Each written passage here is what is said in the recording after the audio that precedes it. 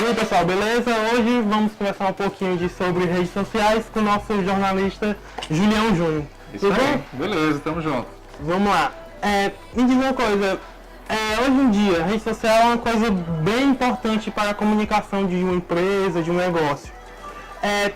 Qual é a principal ferramenta ou meio que a gente tem que utilizar para começar?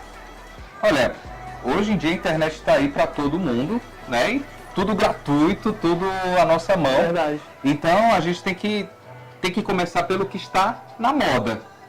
Hoje em dia o Instagram está na moda, o Facebook já esteve bem no auge, hoje o Instagram já está mais acima, né, aqui no Brasil. Mas esse vídeo a pessoa pode estar assistindo em qualquer ano que seja, então você tem que ficar ligado no que está, entre aspas, na moda, que é aquela rede do momento em que muitas pessoas estão acessando, em que está dando o que falar, tem muita gente compartilhando, curtindo, se engajando nela. Então, esse é o ponto de partida, né? A gente tem que estar onde todo mundo está. Verdade, hoje em dia a rede social alcança qualquer canto do mundo. E me diz uma coisa, e qual a diferença que tu sente e tu vê como um jornalista e comunicador de um comunicador fazendo a rede social de uma empresa e uma pessoa que não tem essa formação? Hoje em dia a gente vê que o comunicador ele tem um direcionamento certo. E quais são os perigos de uma pessoa que não tem essa formação dando essa continuidade em rede social? Uma coisa que é interessante a gente falar é o seguinte: todos nós somos comunicadores. Com certeza.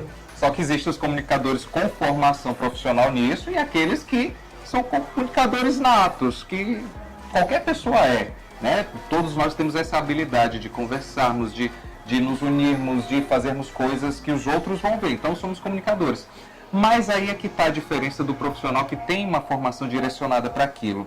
Ele vai fazer um planejamento, ele vai ter foco, ele vai ter objetivo, ele vai queimar aquela barreira do achismo que o comunicador que não tem formação vai. Ele não conhece a técnica, então ele vai no experimento e erro. Pode ser que ele acerte e faça um ótimo trabalho? Pode. Mas a chance dele não fazer um trabalho adequado é muito grande. Até numa situação de risco, pode ser que ele não saiba como lidar na comunicação e acabando piorando a situação, né? Uma das partes mais importantes da comunicação é a gestão de risco. A gente tem que saber como lidar nos momentos difíceis. Fazer comunicação num ambiente fácil é muito tranquilo, porque é só alegria. Todo mundo está lá, que legal, está curtindo, está compartilhando, só sorrisos.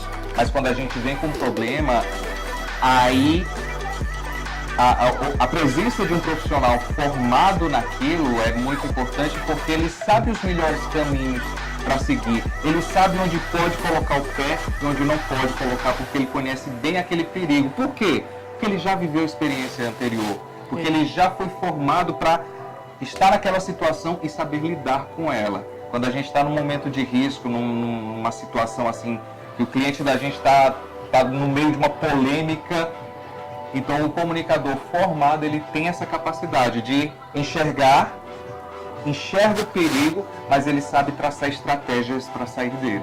E isso puxa muito para o lado que chega na terceira pergunta. E qual a facilidade de um comunicador ter um engajamento, ter a credibilidade de confiar naquela comunicação na rede social, já que não é um meio, digamos assim, tão tradicional, né? É o tipo da coisa. Eu acho que a gente tem que sempre se pautar pela verdade. Quando a gente faz a verdade, fala a verdade, a gente está sempre no caminho correto, né? E a gente tem que saber identificar no nosso cliente aquilo que o cliente dele quer saber dele. A partir do momento que a gente foca na necessidade da nossa audiência, daquela pessoa que está olhando aquela página que a gente está trabalhando, a gente vai acertar. Porque se a gente descobre o desejo, a gente vai entregar o desejo. É como uma criança quer um chocolate.